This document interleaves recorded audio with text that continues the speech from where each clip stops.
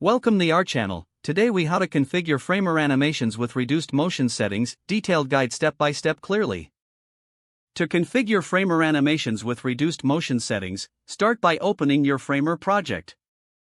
Navigate to the component you want to animate. Select the animation property you wish to adjust.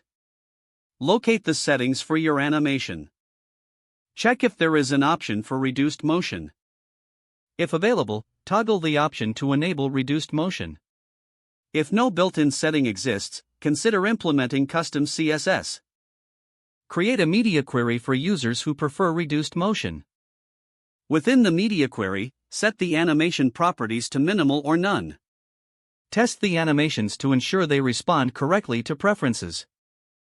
Review your project on different devices to confirm consistency. Additionally, consider user feedback for accessible design improvements. Remember to document any changes made for future reference. Ensure your reduced motion settings align with the overall design objectives.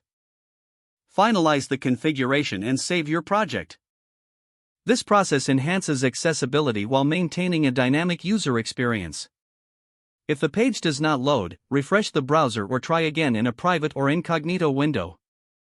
Make sure you are using the correct email address, then retype it carefully to avoid small typos.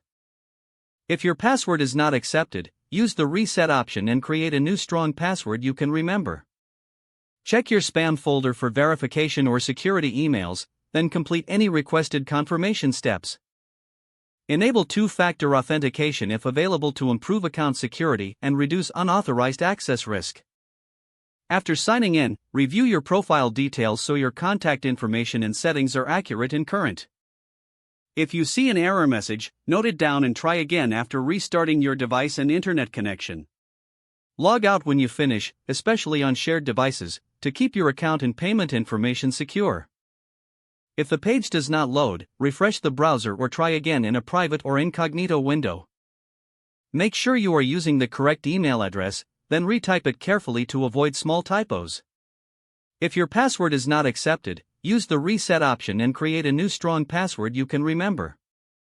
Check your spam folder for verification or security emails, then complete any requested confirmation steps. Don't forget to like this video and subscribe to our channel for more step-by-step tech guides.